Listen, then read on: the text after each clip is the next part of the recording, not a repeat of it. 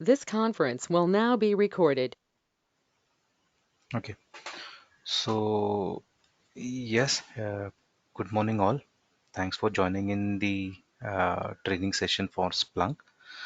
I'm from Isha Solutions. My name is Vikram, and we will be going through Splunk as a tool and administrative prospects as well as monitoring prospects for Splunk. So let me show you a brief overview like how this training session will go through. First day, like today, I'll just give you a brief overview. What is Splunk and why was there is a tool? Why was there is a need to discover Splunk when there were quite a number of tools like AppDynamics, Dynatrace, LoadRunner, JMeter, eHealth, Spectrum, Provisio. Then why another tool got introduced in market known as Splunk? So let me first introduce myself. I'll ask for any training expectations like you guys might be working or you guys might have an aspiration of working with certain technologies. So in this training, whatever is the uh, subjects which I will take up, apart from that, whatever are the training expectations, let's take up those as well. So that's just an overview. So to introduce myself, my name is Vikram and I've been working in this industry from last 12 plus years in various dominion clients like health science for medical clients, then banking domain. Currently, I'm working with it. Then I was working with manufacturing domain for 2 to 3 projects. So I have an experience of around 5 domains currently I have worked already. Apart from that, tools knowledge, I have been working since there was no big data. It was everything on SNMP technologies, wherein devices used to ping and get the OIDs, and then monitoring used to get done manually. There were very less chance or no chance of automating an email or SMS alert with it. Uh, Apart from that, in Splunk, I have been working from more than 7 years now, and I've been doing a solution architect role currently, wherein from the case scenario or from the blank scenario, I introduced Splunk in installing Splunk and commissioning it into a cluster, and then handing it over to the clients which I'm working with.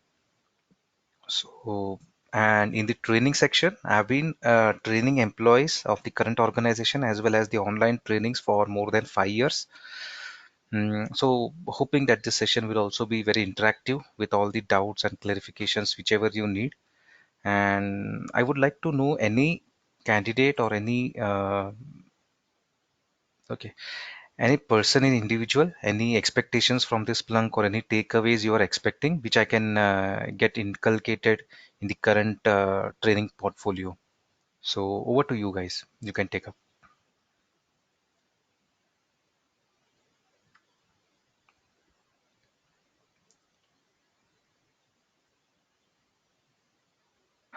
Like how this training will be, like agenda will be, like it is with respect to the performance testing, or how it will be like purely into Splunk administration, how it will be like this training session. Yes, Chakradhar. This training will majorly concentrate on Splunk administration, but how we can use the apps or how we can leverage Splunk for performance testing. Like in Splunk, I'll show you as we go ahead. There are applications or there are ways how we can onboard data from various architectures. Like we can take it from the event collector, the log iter service, or even the URL monitoring is possible, website monitorings are possible. So those inculcations will be there. Like that is a part of the training, but majorly this training will behaving on installing, commissioning Splunk, and then configuring various aspects. One of the aspect will be the performance testing. I hope that answers your question, Chakradhar. Yes. And will we get any like a hands-on experience, like any from this training? Any trial version will be there for us to download and do the practice what you according to your process. Like, Yes, Chakradhar. Practice is possible. Like what I have done, I need to talk to Isha Solutions management team. Like if they have any way, like they can give you servers for hands-on testing. But for me, when I do the hands-on, I'll just I have installed Docker on PS.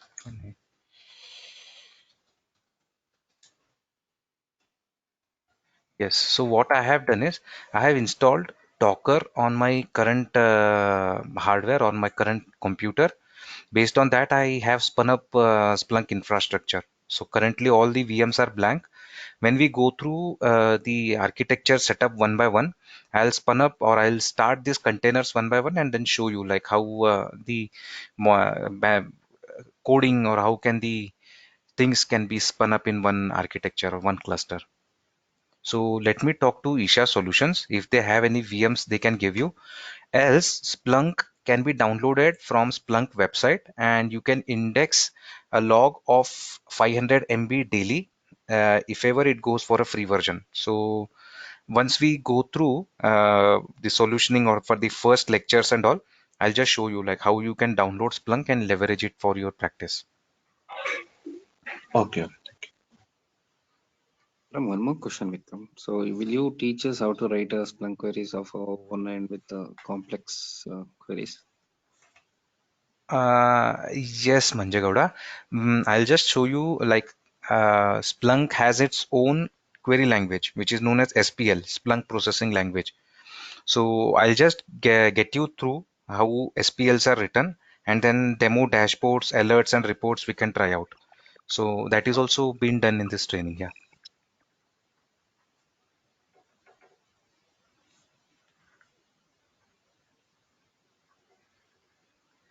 So few more candidates joined in post our discussion. Let me give them an overview again.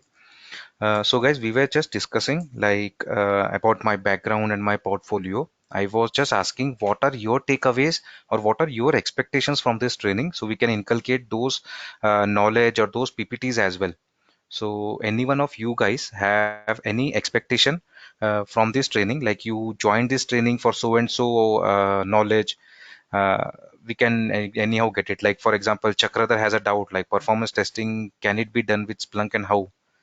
Manjagauda has this doubt how we can write queries in Splunk and will it also be inculcated in this training. So any kind of questions or doubts you have, you can just put it up. Once we are through in these training sessions, I'll just incorporate that as well. It's 7:09. We'll wait till 7:12, 2 to 3 minutes, and then let's start up.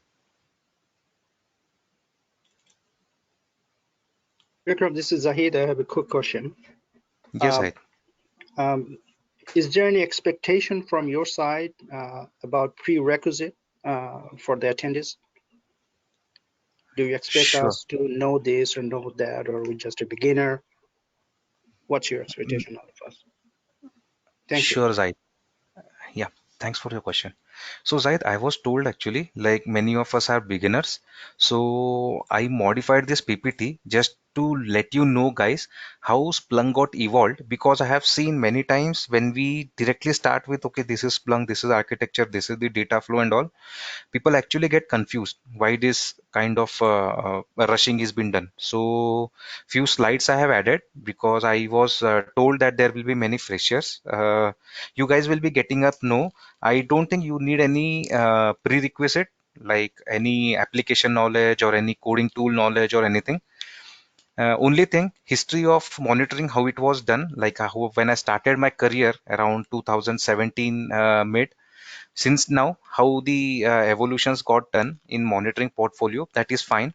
And then there are few things like if you have knowledge of big data, that is more useful because the Splunk architecture or the Splunk platform uses the domain knowledge of big data. So it is not necessary you have it, but if possible, then it's well and good. I think it Got it. answers you, Zach. Sure. Got it. Thank you. Thanks.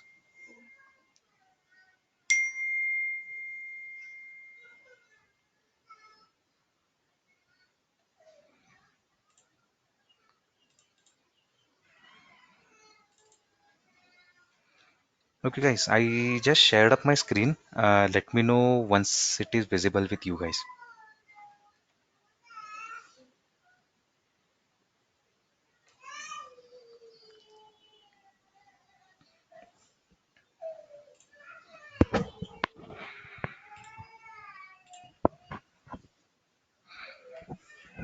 Hello.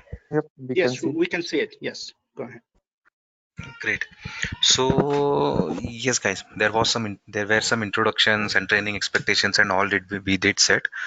The course curriculum goes something like this. Few things will be added, like if in the run go any candidate asks for something else, like we have this performance monitoring, performance training to be inculcated. I'll just inculcate those slides and those knowledge as well in this PPT and we'll share it up with the Isha team. So let's begin. So see guys, evolution of Splunk and need for Splunking. See, Splunk is also a tool and every tool in the industry is based on a platform. For example, when I just started my career, it was a time when monitoring was not very niche skill, or it was not very something like every industry had it. Those was the industry when there were standard APIs which were developed by IBM, HP. This was his legacy monitoring time when I joined this industry. So when I joined, it was something like proactive monitoring was not possible. People used to have this L1 team, which we call it the team which works 24/7 in an secured ODC and just check whether your system is up and running or not. So it was an architecture when people used to sit in front of a system and continuously see whether the servers are working up, they're working down and all. Later on, there was an evolution when SNMP technology came into picture, the Simple Network Management Protocol. So what used to happen is every industry or every hardware provider, like we can say the Cisco, Avaya, Juniper, so they develop their tools like say routers, switches, hubs and firewalls, and they had one OID or MIB kind of structure in their data. Like if first it will be your CPU metrics, then it will be your memory metrics, then it will be something your packets in, packets out, network in, network out. So those were kind of OIDs which were being recorded in the particular tools which were monitored, and then it would go out to something called as a monitoring tool. So that was a platform which was created, and many companies jumped in between, and then they created their own tools on it. So some tools to name out which I worked previously were IBM Provisio, CA eHealth, then there was CA Spectrum, CA Netcool. So these CA Netcool, however, arrived very late. Uh, Provisio and eHealth were I used very profoundly for more than 2 to 3 years in my career. So what used to happen is SNMP agent used to get installed on the particular devices, and Splunk the tools which used to monitor those devices like eHealth and Provisio used to ping it to get the MIBs and OIDs from the system, and then it would determine whether the CPU metrics is high, CPU metrics is low, or whether they need any kind of monitoring or any kind of human intervention required for the tools and all. But the problem with the Enmon tools also were those times it was not proactive alerting kind of tool. You cannot schedule or alerts and reports on those servers. A human used to enter it in it and then extract reports if you want. Also, alerting was done only via L1 team or the level 1 team, which we call it NOC team. They sit in front of big screens, big cameras, big TVs, and then they continuous monitor which part gets red, which part gets orange, amber, and then they do this alerting on a manual phone, manual human intervention kind of thing. So later on, based on that, big data platform came into picture. So there were positiveness with big data platform compared to Enmon, that also will cover in upcoming lectures. For now, we can see in this arrow mark section, when big data platform came into picture, again all companies pitched in there, and then they started using the or leveraging the big data platform themselves, and they created tools which they want. For example, Splunk created a tool known as Splunk. Dynatrace is again an application monitoring, but then again they have this log connection collection possible. So Dynatrace is also an APM as well as a big data analytics tool. IBM has QRadar, HP has ArcSight. Then there is free big data analytics tools. Means Hadoop is definitely there. Hadoop is a platform which still now tools people leverage in companies. Like I'll give you one example. Hadoop was an platform which was leveraged with a manufacturing client when I was working with him, and then they created event hubs. Then they had this event data every time they used to use with Scoop. So based on this platform, big data platform, a tool got created on it.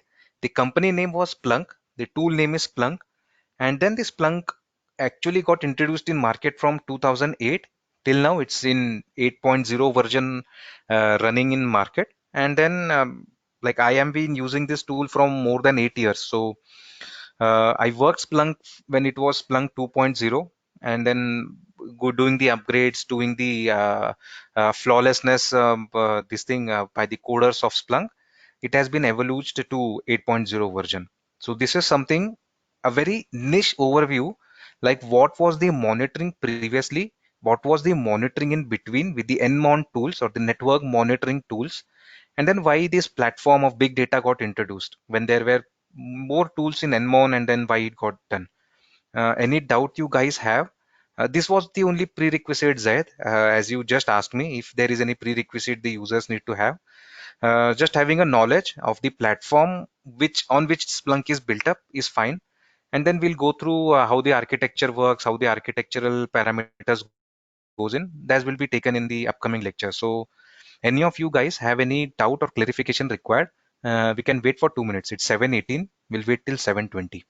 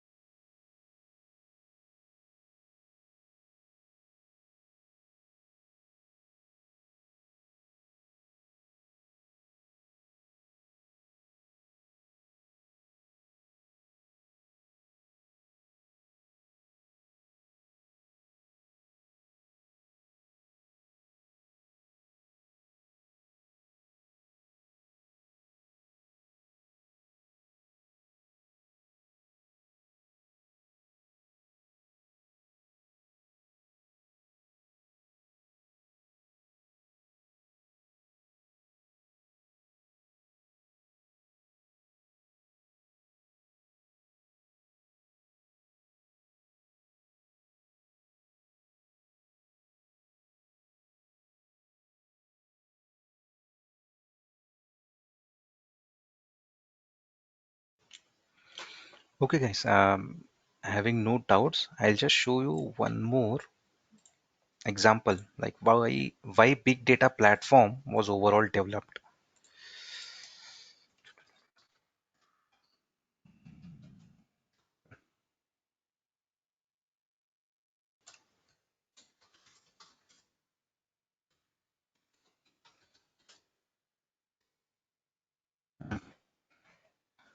Or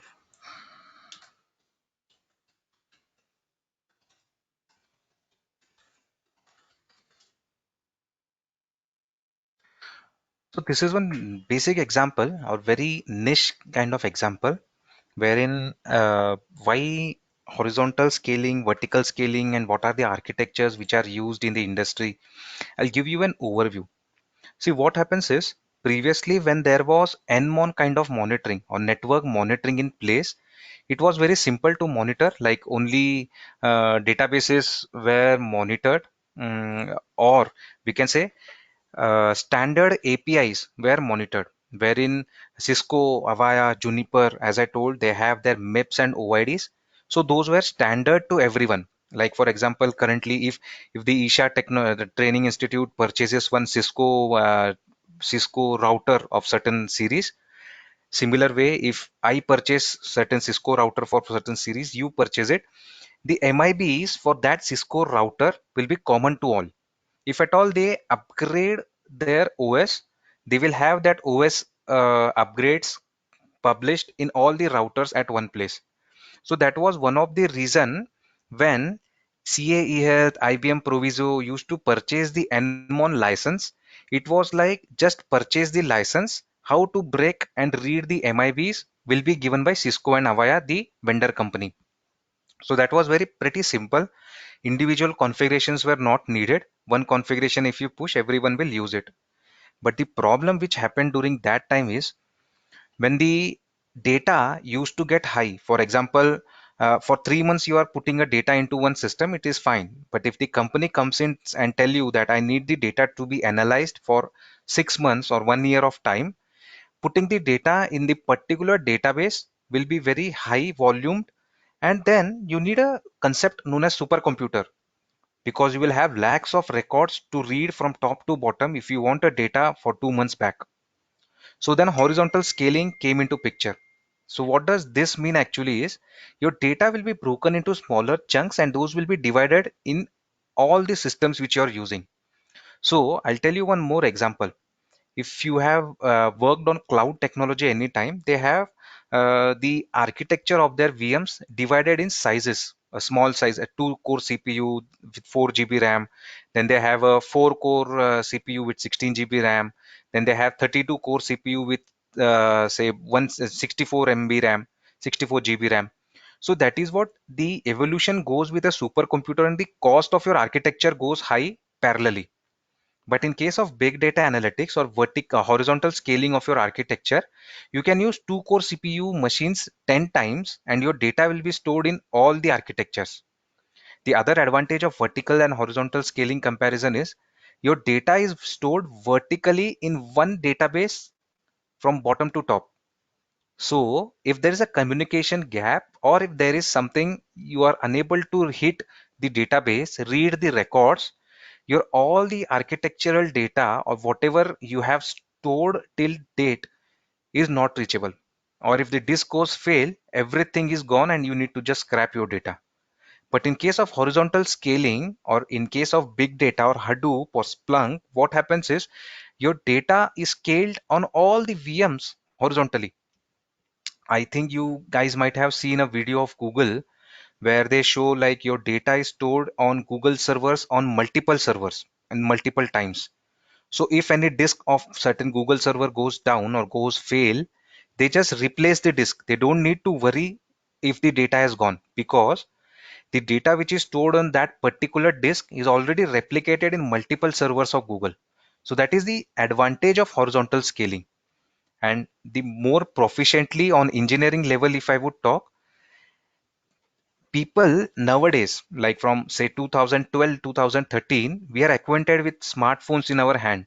We may be iOS, may be Android, and we have host lot of apps in there. Like previously, I remember the banking was not possible from internet. You need to go into the bank and the bank operator used to do some computing on a system and give you a reply. Later on, there came a stage of online banking from your desktop or from your laptop. With your screen's help, you can log in and check what is your balance, do the transactions and everything. But still, there were no APIs on mobile. Nowadays, people have emerged out with a concept known as you can say personal API or developer API, which is nothing but APIs can be developed with the users or with the developers working in that particular organization. So you don't need to rely on standard APIs. Like for example, if you have taken certain services from a particular vendor, you don't need to rely on those vendors program to run your query. Like I have an HDFC app in my mobile. I can anytime log in from any source. It just hits the HDFC API and gives the reply for me. So using this non-standard APIs kind of architecture, we can anytime build our own data, and horizontal scaling or big data doesn't require any pre-configure or prerequisites for Splunk. So those are few of the advantages. Like vertical reading the data requires a huge computer base, a huge amount of CPU and memory. Computing is very limited. Horizontal scaling, you have your data replicated in multiple shards, so you can pull it anytime. You can read your data anytime. Apart from that, no standard dependency on any particular company for which the services you pick up. Your developers can write the code. Even if your developer leaves your company, you can write a new code and modify your data structure accordingly. So there's a concept known as source type in Splunk. So as we go ahead with the development role, Like there are few roles I take the trainings with. One is the architectural role, wherein we put all the architectural members together and we cluster it. Second is the developer role, wherein we go into a backend, develop some apps, push it into Splunk cluster. There is a role for Splunk user, wherein from the user level we can see how we can retrieve your data, what queries we can write, create dashboards, alerts, and reports. So when we go through a developer role of Splunk, I will just show you how source types are written. So there we will be acquainted where how the data can be read or how interruption of data can be done with non-standard APIs. So these are few of the key differences why the industry have moved from a vertical to horizontal architecture. Oh, sorry, was my screen visible to you guys when I shared Chrome? No. It was still on the No, it's PPT. still on Oh, it PPT. was the PPT only. Sorry, guys. Okay. Um, okay. Let me know once you are able to see. It is And now we visible. are Like in able. Google, yes, Yeah, now we are able to Google, yeah. yes, guys. So if you type horizontal and vertical scaling, you will see some of these pictures. So this is what I just talked about. Sorry, I thought I'll just share my entire screen just a second. Because, yeah, flipping around will be somewhat this thing. Okay. So guys, this is what I just talked about, horizontal scaling and vertical scaling. Previously, architecture of the industry was horizontal scaling. So there were, when I was in the industry, Nivli, it was something known as IBM supercomputer. So supercomputer was nothing but increasing your CPU volumes and then increasing your RAM volumes with the storage disk. That's it. And horizontal scaling is nothing but what we are using currently in our industry. And 99% of the industry standards are horizontal now. Vertical is very rare, wherein some banking projects only or some kind of projects which are very critical to handle are using it or just maintaining their old architecture. But majorly everyone has moved to horizontal scaling. So any doubt, guys, like why horizontal scaling, vertical scaling? So these was few of the free prerequisites you guys need to know. The freshers of the industry, if you have any one of you joined. Apart from this, I don't feel any prerequisites required. You guys take your time and ask out if any doubts you have. What is the advantage of horizontal scaling over vertical scaling? Can you repeat it? Yes. Okay, sorry, I could not see your name. Who was it to ask this question?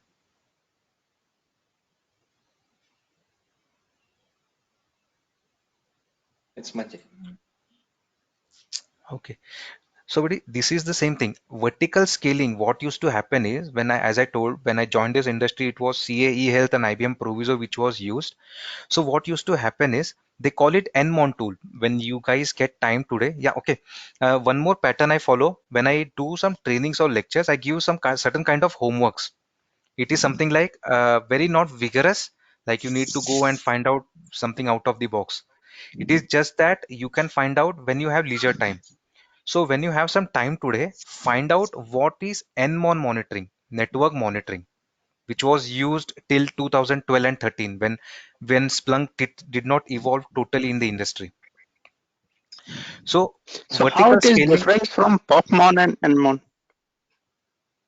sorry, please come again. This is Krupa here. So Yes, is it different than Popmon? We used to have a Popmon monitoring. yes, Perfmon is different. Yeah. Yeah. Yes, please come in. No.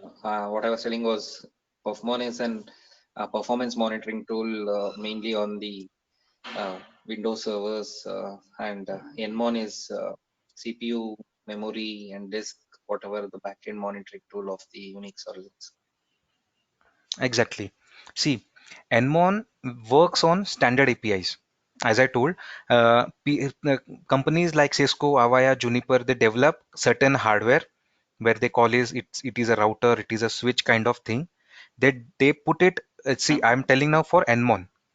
So Cisco, Avaya, Juniper develops certain hardware and they put it to entire user base. They put it in the market saying that hundreds of companies can use it.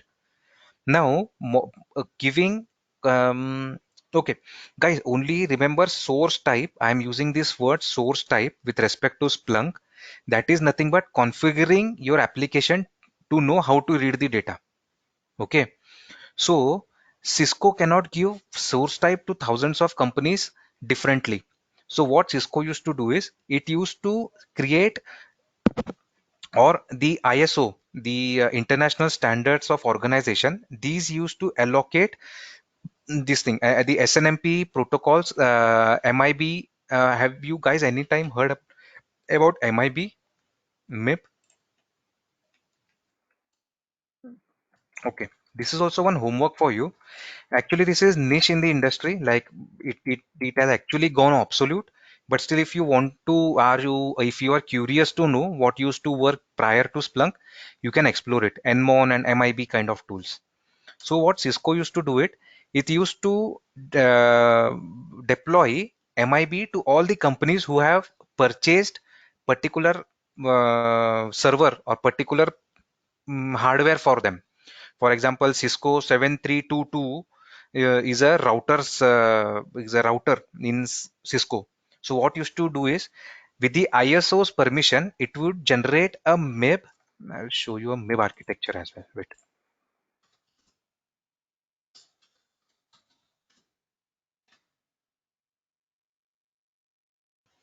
Yes, this is it.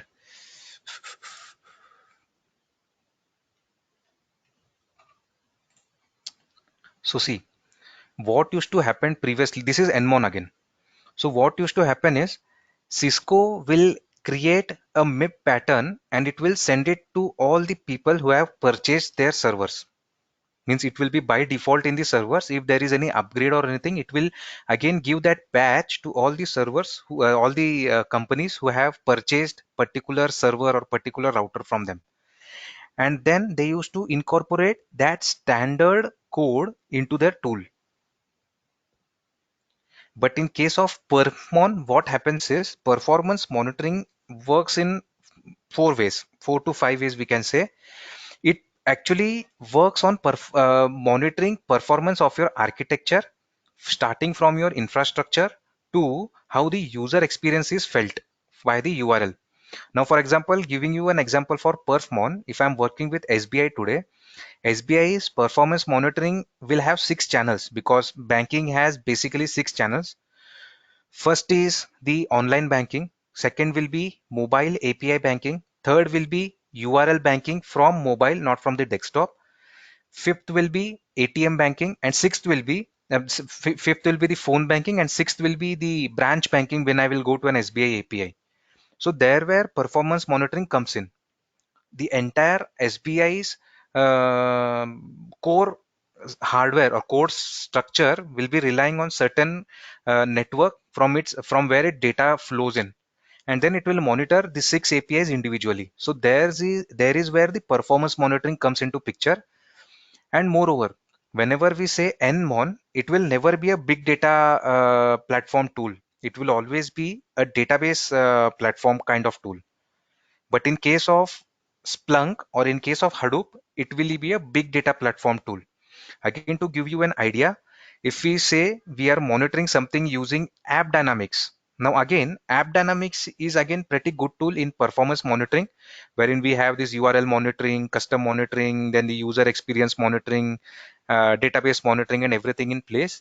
But again, App Dynamics, if you guys know, it works on MySQL database, like it relies on MySQL data storage. So again, the data structure is very limited. The data storing capacity is very limited. If you want to expand your infrastructure, it will be a hardware on the particular database which you need to increase. Suppose say you say that no, we are upgrading our database to new architecture only. Upgrade is also nothing but your architecture will be means your existing database will be scrapped and a new database only will be introduced there. It is not like in case of Splunk, as I told, horizontal architecting, its systems will be added and your data will be scaled in. it will again be a MySQL database which will be used. So again, querying the data from top to bottom for finding a particular query is the same way these things will work. So I guess I have answered your question. If not, I can still go ahead with the explanation.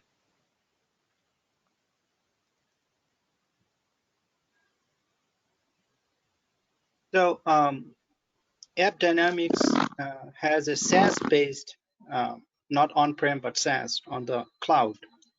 Mhm. So in that perspective, it is auto scaling, right? There is no adding hardware to it or Yes, expanding in that manner, correct? If I'm not mistaken. yes, yes. See, App Dynamics SaaS offering is an App Dynamics offering. We can say whenever we take App Dynamics as a tool, the company offers us two ways to use our license. One is on premise, like we take a license from AppD and put the architecture at our own premise. But in case of AppD SaaS, what happens in the background is they have the database replicated, or we can say, have you any time heard about HANDR, high availability disaster recovery? I'll give you one example. What happens is, in case of vertical scaling, whenever you have one database, you always need to have an HA pair with it, high availability pair with it. So what happens is, with this particular block, you will have again same amount of block. If this is a architecture which has 16 core CPU and say 128 GB RAM, again 16 core CPU and 128 GB RAM is put up here, and there will be one software which will continuously copy the database from primary to secondary database. So that is what the high availability and DR offering which AppD SaaS also gives you. That is also again on a price which the companies might know, means the people who actually govern all the economical things for the companies will know how much HA and DR you need to pay for particular SaaS instance of AppD. And more to discuss on that, as SaaS AppD is offering a SaaS offering, if as they have gone on a private cloud, introducing more CPUs on we can say VMware on a hyper version is possible nowadays. Previously, it was a big headache. Like if you want to upgrade your CPU and memory or RAM, it will go for a big approval, and then a person used to physically come and improve it. With the use of Hyper-V, everything's are automated these days. So but still it will be going for a downtime with your AppD installation. But in case of Splunk, you just introduce one more system, or forget Splunk. In case of Hadoop or big data analytics tools, you just introduce one system for like CPU, a desktop or a laptop, and then just add it to cluster. So it is not like your Splunk will go for a downtime. It will take some time for replication, like a day or two, based on how much amount of data to be replicated. But then it will not go for a downtime if you want to upgrade your architecture in any perspective. So did that answer your question? And yes, in case of SaaS also, it will go for a cost. If what HA and DR you will go for. Thank you. No problem. So guys, yes, take some time for now. Try to absorb what we just discussed, based on horizontal scaling, vertical scaling, then what is NMON app servers, what are big data analytics platform, and later to that, we'll just go on a brief overview how Splunk architecture is deployed, and yeah, like we can start inputting data or getting the data in from the next lecture. So today it was just a very niche overview why Splunk was introduced when there were thousands of tools already in market, and then what is the advantages of horizontal scaling or vertical scaling, what are the advantages of big data analytics over NMON platform, uh, going on a Splunk SaaS, what are the advantages, going on a Splunk on-prem, what are the advantages, HADR websites are needed, custom APIs and private APIs are these nowadays very profound. Like user develop their own APIs for SMS banking and phone banking. So that is one of the reason uh, there was big need for a monitoring tool which can be configured for source type and will be used to read or interpret any kind of data. Like for today, I am working with say SBI and I write a code for mobile banking. I use SBI app. It will go to user API, then it will return me back login API. Then I will type my credentials. I will put up login API. Then again, the put and get request will be going here and there. Tomorrow, if I leave API and Z joins me in SBI domain, he writes another code. He scraps my code and writes another code. So incorporating what was there in Vikram's API and what was there in Zaid's API will be a big headache if in case if it is a standard API kind of architecture, like I can say the Nmon tool kind of architecture. So horizontal scaling will help. You can directly create new source type based on the new codes or new API responses, and then your data can be easily interpreted into dashboards and reports. So as we go ahead with the configuring of backend networks for Splunk, we will cover that as well.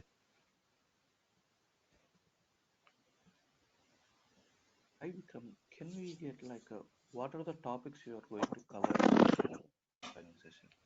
Like Yes. from Yeah, that was my next question. Are we gonna get like, architect level or developer level or user level training in this, like, the program? Okay. So this training program will cover all the three levels, right from architecting level, where I will show you how to put all the things together, how to complete the jigsaw for Splunk. Then for a developer role, we will create few apps, deploy it. For apps, there is a website called splunkbase.splunk.com. So,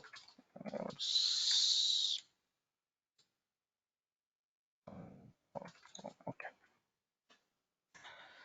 So what happens is,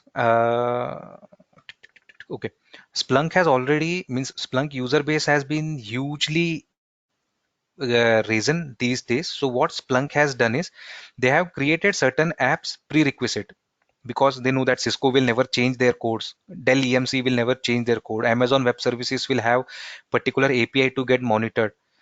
That way, as I just told, okay, developer role will be introduced when we go with Splunk base and then create apps. So creating apps is nothing but creating source type, like just I told some time before. If I leave your company with writing my own APIs, it should not happen that no one is able to decode my code and then everything goes on a toss. So what will happen is a new developer can come write his own code for that particular API and we can create a source type and develop. If we want to use standard codes also, we can still use it from the splunkbase.splunk.com. So this also will be covered when we go for an architecture role or architect role. Later to that, user role is nothing but logging into Splunk UI and seeing how our data is actually interpreted, how it actually looks, and then creating some kind of alerts, report, dashboards. There are some 25 to 30 commands which are very commonly used in Splunk. So that will be used and we can develop our own knowledge objects in Splunk. So as we go maturely in this training course, we will just show you those things as well. So all the three things will be covered: architecture, user, as well as admin role. So this Okay, was thank you. no problem. Yeah. If any more questions. So I think this is already there in the URL which Isha training has been published, wherein we have how to download and install Splunk.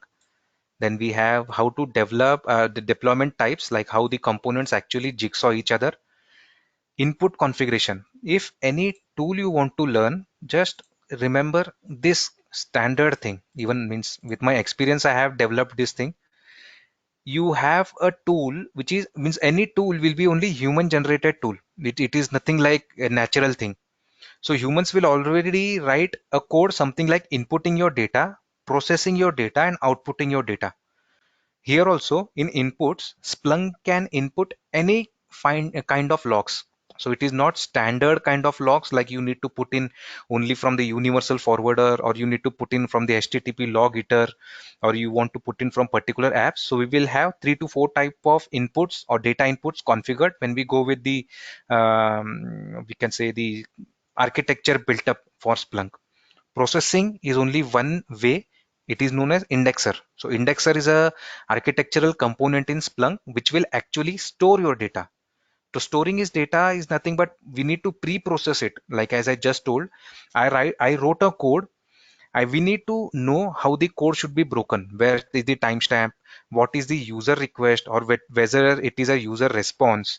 So those kind of data breaking, which is majorly known as parsing in Splunk, parsing of your data or breaking your data to an understandable insight. So parsing your data and indexing is nothing but storing your data. So parsing and indexer will be seen when we go for a processing module which I have developed in this training course. Output is nothing but a searcher, which we can say a UI. So how your data can be searched, how the insights can be drawn. So this can be taken when we go for a user level training.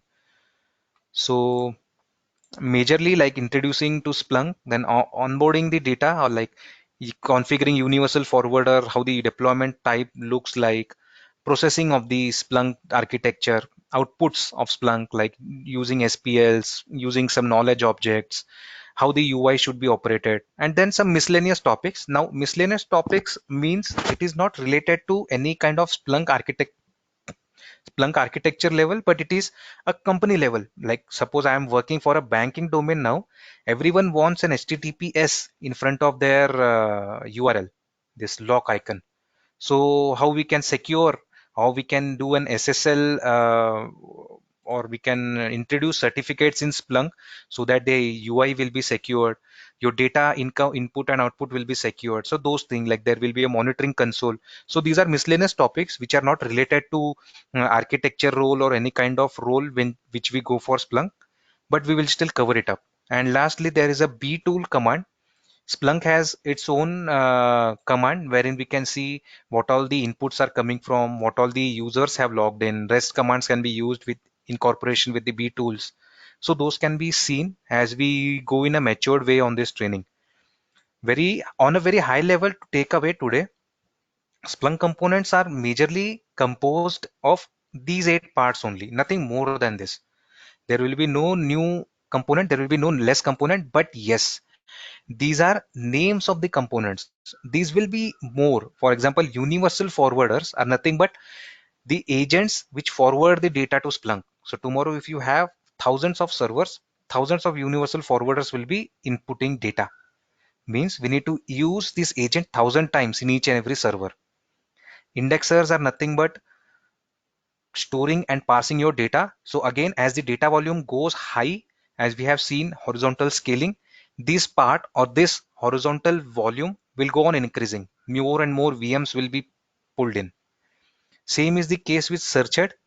When your data searching is going high, for example, if you have 10 users today and the users are converted to 500 users, with alerts and reports and dashboards goes on increasing, again this horizontal block will go on increasing. Means these are the 8 components of Splunk. This will always be there in any kind of your architecture. Any of these architectural components will never be missed. If possible, we can miss a deployer server because that is not a prerequisite or very or we can say compulsion for monitoring a search head. Else for that, other 7 components of Splunk will definitely be there. We can see as we more mature in this training. So this is how actually the Splunk architecture looks like. And as I told, in a standalone architecture, Splunk has all the components built in itself. But it's for a free one, or it is very niche wherein only one user can log in and you cannot introduce more knowledge objects. Now, knowledge objects is a term which we used for, we can say, creating reports, alert, dashboard, lookups, and field extractions. These all will be taken care when we go for a developer level architecting. Deployment server, as we can see, deployment is nothing but deploying source types. As we just discussed few time back, indexer will be a server which is used to parse and understand your data. But if any code change has been done on your code, how to read it? So we need to develop a new code and put it to the indexing server. or sometimes it will be pushed to your universal forwarders also to manage entire deployment of your architecture. Deployment servers will be used. Cluster master is nothing but, as its name says, it's a server or it's a master indexer server which will govern all the indexing. Why governance is required? In case of indexers are horizontal scaling is done here. So indexers should know which is my adjacent peer. I need to replicate my data. As sometime back we just discussed, in case of Google, we know means we have seen a video on YouTube. If you get time today, you just go through a YouTube video which says moving into a Google data cloud or data center. They say that whenever a Google disk goes fail, they just remove the disk and scrap it out because they know their data is being indexed in multiple disks at one time. This is only the big data deployment or big data platform they are using. To govern this entire platform or how much of replication should be done, indexer cluster or cluster master will be used. License master, as the name itself says, it will also govern the entire architecture just to see how much of amount of data or how much of license utilization the architecture is using. Heavy forwarders is again a proxy server which can be used if you want your universal forwarder should not know your indexes. When it will be used, as Zed just told us, like they are using a kind of Splunk SaaS offering. Now, Splunk SaaS is nothing but it will go on Splunk cloud. We don't know whether Splunk has a private cloud. We don't know Splunk whether it is using a public cloud like AWS or Azure or Google Cloud or IBM Cloud. We don't know anything. So if your data should not, or your server's IP address, I will tell you one more example to it. Suppose say SBI Bank is itself using a SaaS offering of Splunk. Universal forwarders will be something where your data will come and get stored or your user APIs will hit. So SBI will never think or never want their servers, which are their core servers for user monitor or the user API usage, should get exposed to Splunk SaaS environment. In that case, we use a heavy forwarder which will collect the data from multiple servers and it will send to Splunk SaaS. So what Splunk SaaS was thing is, I am getting the data from particular IP only, and your server IPs will be staying safe. So there is where you can use this heavy forwarder as a proxy server. Um, this was very niche overview or very briefly discussing about components of Splunk architecture. If you guys have any doubt or any pre-idea how these actually worked previously, you can just ask me. So for how many days this training program is completely for Splunk? Sorry, I missed Yes, the initial, from the beginning, so don't know if that, been already discussed. Excuse no me for problem. that. So, No problem, no problem. We have this plan for 15 days, an hourly session, 15-hour okay, session, 1 hour per day. Yeah. And how many okay. days in a week? Is it each day or weekends? Or... That I need to discuss with the Isha team. Like you guys can suggest the candidates who are attending the training, how you would want it. There are few things. See, first thing is we can go 1 hour daily, Monday to Friday.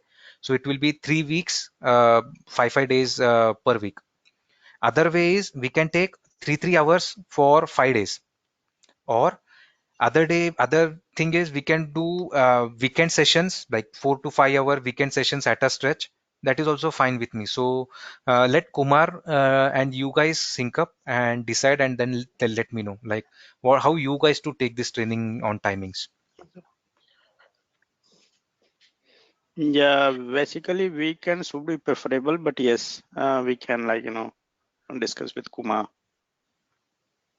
Yes, that will be more helpful. So let Mhm. Kumar get sync up with me how we can take it, either 3 weekends, 5 hours for 3 weekends, or 1 hour for 15 days. Anything is fine with me. He'll just communicate me.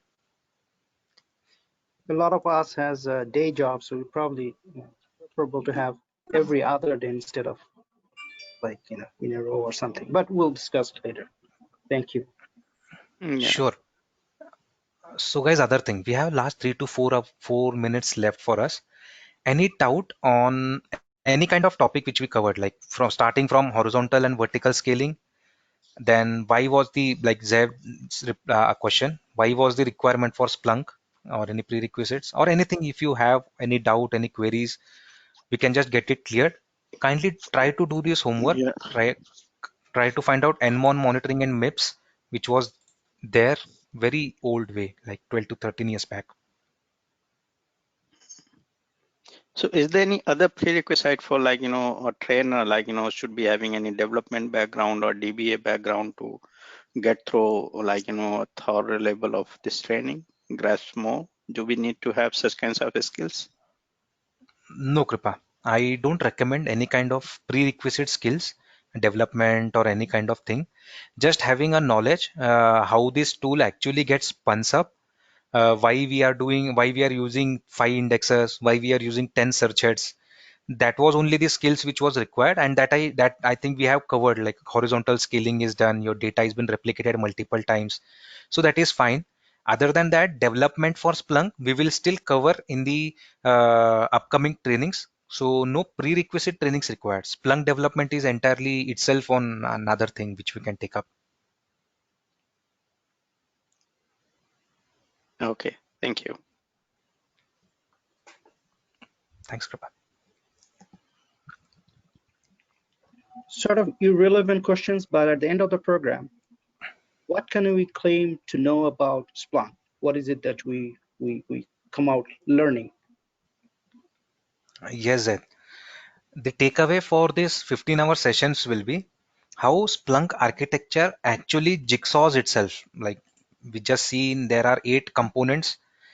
Why these 8 components? Individually knowing the role of each component means, currently we don't know why 5 indexers are used, why 2 search heads are used, what cluster master will be used. So one major takeaway will be knowing each and every cluster component in depth. Second takeaway will be jigsawing each and every component. Like there are config files which are used to put all the components together. So where to go, which config file to hit, and from where we can develop that it is an indexer cluster, or whether it is a search head cluster, or should act as a deployer. So that component level architecting will be used. Third way, if you go into any industry as a fresher, they will never give you an admin role. They will always give a user role. They will tell you create knowledge objects, create onboard certain amount of data. You can create only create alerts, only create reports. That is something only UI editing will be given to you as a fresher till you have 2 to 3 years or confidential experience with your manager. So user SPL queries and everything also will be covered in these upcoming lectures. So takeaway will be knowing Splunk from 0 to at least a 90% or even more, whatever I can inculcate in you guys, where you can easily crack your interviews for sure. Thank you. No problem, One sir. last question. So can you just give a single liner for all the 8 components?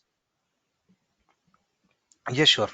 See, single liners will be universal forwarder is the server or is the agent which will help us input your data into the cluster.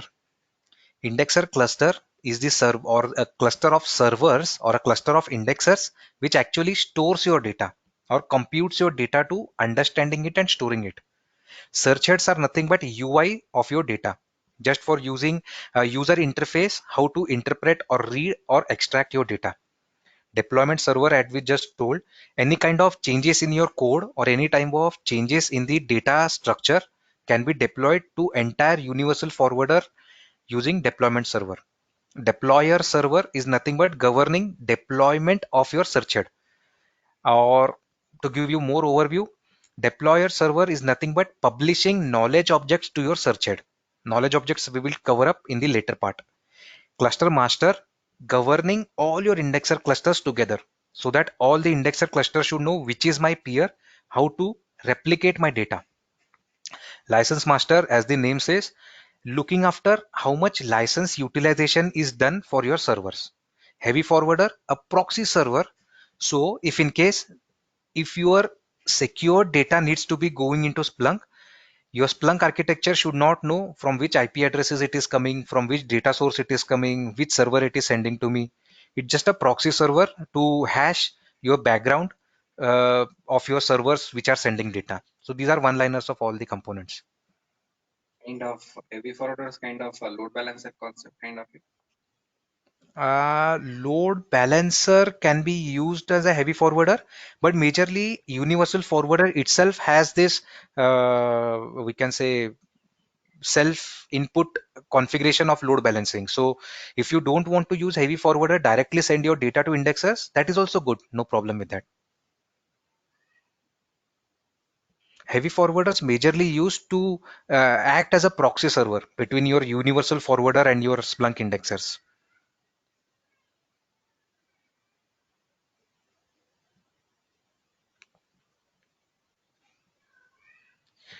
Guys, I have answered many of the queries. If any Can you you provide any documentation for this? I mean, material for Splunk during the yes, course. yes, Nath.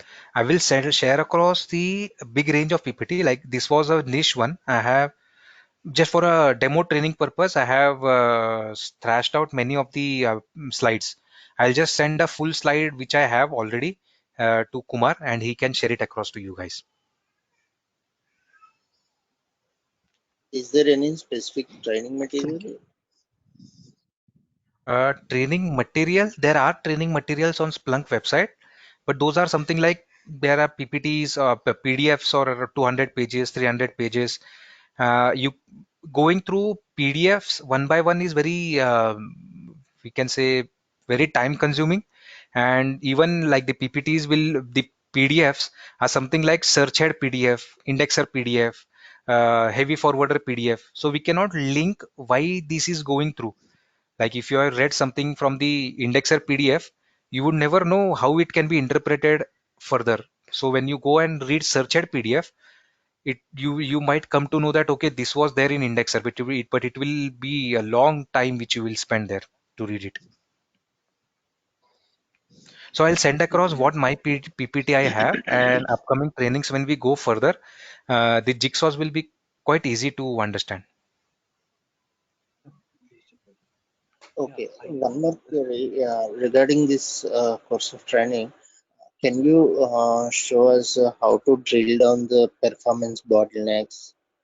I mean, in terms of performance engineering, can you explain those topics? Yes, Rinath. I just noted it down today. Like today morning, I think if you were there or not, I was just asking what are your takeaways expected from this training. So this was one of the requirement given by I think Sankara or Zayed, that they want how performance monitoring can be done from Splunk. So I'll include those PPTs as well, like those slides as well in my PPT and share it across. Same here, Matt. I'm also looking for the performance point of view, like, how we can dig down into finding the performance bottleneck, like, slow performing queries or where the deadlock's happening, where the missing indexes, all those stuff. Yes, Krupa. I'll incorporate those things in the PPT and share it across. I means, of course, the PPT will be shared, and then we will discuss on that in the upcoming lectures as well.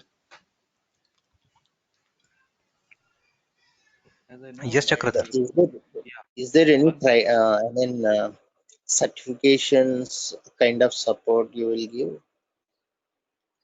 No, Trinath. See, with the training or the knowledge inculcation which I do, I'll definitely say that you can at least attempt a certification because Splunk has a certification level.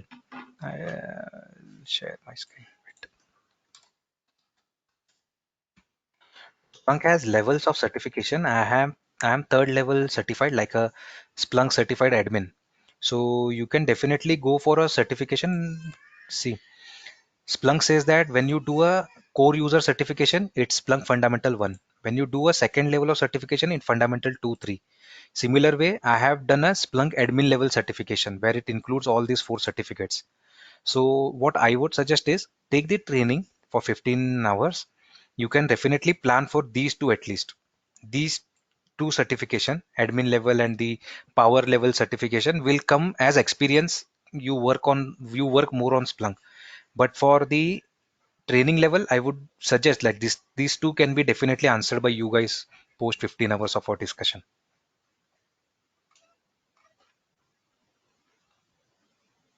Yeah, like I thought to ask in the early, like in the first only, but for what purpose apart from the performance testing, the Splunk was used? Yeah, like this. So, No problem. See, Chakradhar, as yes, buddy, as I just told, Splunk is a tool of big data analytics, or we can say Hadoop platform. So any kind of data, forget about performance monitoring. As I told, I have worked with almost 6 to 7 this thing projects of Splunk in various domains, like right from our travel domain, like freight. I've worked with a airlines company previously. Then I have worked with health science. I have worked with banking. Currently, I'm working with a banking investment banking domain, project of investment banking. So any domain, anything, if you want to monitor, you can monitor with Splunk. Currently, if you are working for, say, okay, performance monitoring majorly will be used when you are working with something like of a streaming company, like you're working for a Z network, or in fact in a banking domain also, where there are live time transactions happening. In that case, performance monitoring comes into picture. Apart from that, any, like for manufacturing domain, if you're working for, say, Boeing aircraft itself, you can configure Splunk to get the logs from all the servers which are implementing or which are making the Boeing aircraft, and then analyze on it whether they have done the task right way, or was there any delay, was there any performance issue, was there anything which they have missed to implement on that particular aircraft manufacturing. So Splunk, you can say, like, this particular training especially used for performance monitoring, but the previous trainings which I have done, any kind of data, any kind of architecture, any kind of API which you want to monitor, you can put it into Splunk. You can create your own source types, which is nothing but how Splunk should read your data and use it for user usage. So that is the way Splunk can be used. So Splunk doesn't have any limitation of it. Like, it can be used for App Dynamics, it is only for perform. It cannot be used majorly for big data analytics. Similar way, there is something known as mm, one more tool for Perfmon, which is again can be used only for monitoring your this thing, network delays, CPU memories and all. But Splunk is a Hadoop or big data analytics Dynatrace tool. and a lot of, yeah, Of course, a Dynatrace lot of also. performance monitoring too.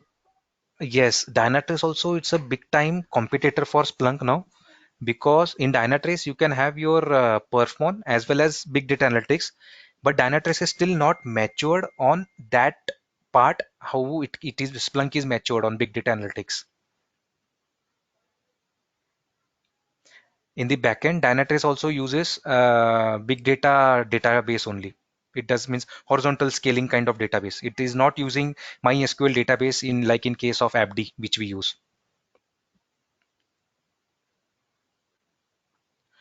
So guys, thank you all for joining me today. I think we are over with time. I mean, it's 8:10, so you guys also want to enjoy some weekend time. So go through the Thank you, differences man. between Nmon. Yeah, go through the differences between Big Data Analytics platform and Nmon platform. So you'll be more clear what are the limitations and what are the open views of Splunk. Apart from that, try to extract something about Nmon and MIB. Don't go very in depth. When you have time, go with it, because it's just that a background knowledge of the industry you should have.